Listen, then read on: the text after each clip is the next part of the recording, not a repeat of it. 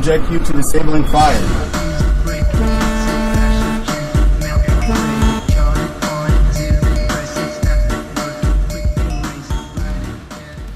Sebuah kapal tanker Iran melintas tenang di jalur internasional. Bukan di Teluk Persia, tapi di Selat Malaka, urat nadi perdagangan dunia. Tiba-tiba radar mendeteksi kapal perang Amerika mendekat. Peringatan dikirim. Kapal diminta berhenti untuk diperiksa. Jika tidak, maka kekuatan militer akan digunakan. Pertanyaannya sekarang bukan lagi apakah ini mungkin terjadi, tapi jika ini terjadi di wilayah Selat Malaka, akankah Indonesia, Malaysia, dan Singapura membiarkan atau melarang armada Amerika?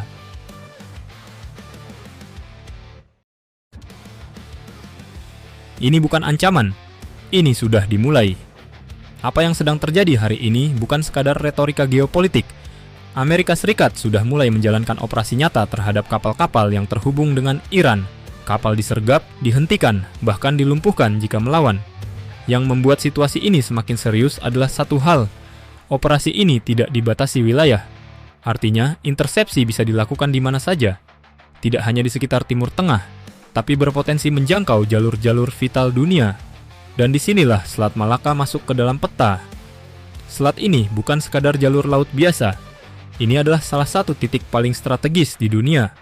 Jalur yang menghubungkan Asia dengan Eropa, jalur yang dilalui sebagian besar energi global, dan jalur yang menentukan stabilitas ekonomi kawasan. Ketika kapal perang Amerika mulai masuk ke wilayah ini, maka ini bukan lagi isu regional. Ini sudah menjadi tekanan global.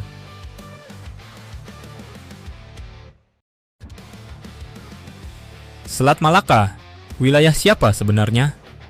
Selat Malaka secara geografis berada di bawah 3 negara, Indonesia, Malaysia, dan Singapura. Namun secara hukum internasional, statusnya lebih kompleks. Selat ini adalah jalur internasional. Artinya, kapal dari negara manapun memiliki hak untuk melintas tanpa hambatan selama tidak mengganggu keamanan. Masalah muncul ketika sebuah kapal perang tidak hanya melintas, tetapi melakukan operasi militer, seperti intersepsi, pengejaran, atau bahkan penggunaan kekuatan. Di titik ini, batas antara hak lintas dan pelanggaran kedaulatan menjadi sangat tipis. Dan inilah yang membuat situasi ini sangat sensitif.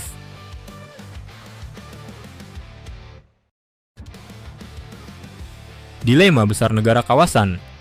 Jika Amerika benar-benar melakukan intersepsi di Selat Malaka, maka Indonesia, Malaysia, dan Singapura akan menghadapi dilema besar. Pilihan pertama adalah menolak secara tegas, menunjukkan bahwa tidak ada operasi militer asing yang bisa dilakukan tanpa izin. Ini adalah langkah yang menunjukkan kedaulatan penuh, namun konsekuensinya sangat berat. Berhadapan langsung dengan kekuatan militer terbesar di dunia bukan keputusan sederhana. Pilihan kedua adalah membiarkan, tidak melakukan perlawanan, tidak mengintervensi, dan secara tidak langsung memberikan ruang operasi. Ini mungkin terlihat aman dalam jangka pendek, tapi dampaknya jauh lebih dalam. Wibawa negara akan dipertanyakan, dan presiden berbahaya akan terbentuk. Pilihan ketiga adalah yang paling realistis. Tidak menolak secara frontal, tapi juga tidak memberikan kebebasan penuh. Negara akan tetap mengawasi, melakukan diplomasi, dan memastikan setiap pergerakan tetap dalam kendali. Disinilah keseimbangan antara kedaulatan dan realitas kekuatan diuji.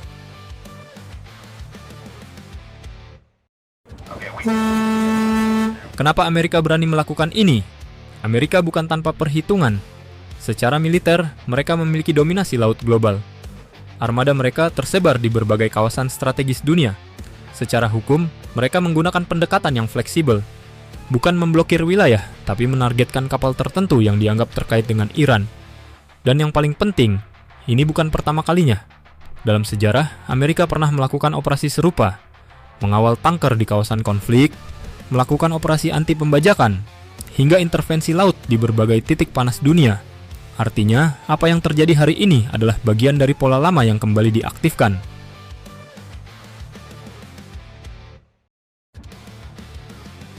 Skenario paling berbahaya. Sekarang bayangkan satu kemungkinan terburuk. Sebuah kapal Iran masuk ke Selat Malaka. Kapal tersebut dikejar oleh armada Amerika. Situasi memanas, peringatan diabaikan, lalu satu tembakan dilepaskan. Dalam hitungan detik, ini bukan lagi konflik antara Amerika dan Iran. Ini berubah menjadi krisis di Asia Tenggara.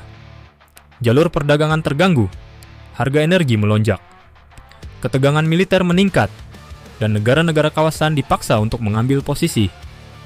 Inilah skenario yang paling ditakuti, bukan karena perang besar langsung terjadi, tapi karena efek domino yang tidak bisa dikendalikan.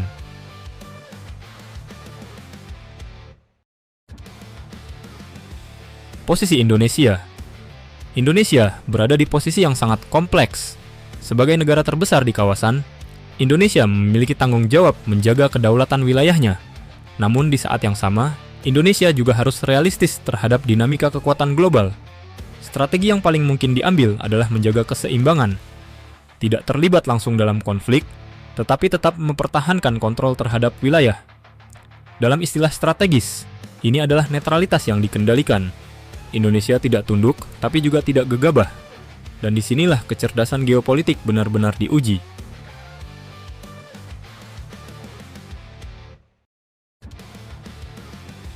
Pada akhirnya, ini bukan hanya soal Amerika dan Iran.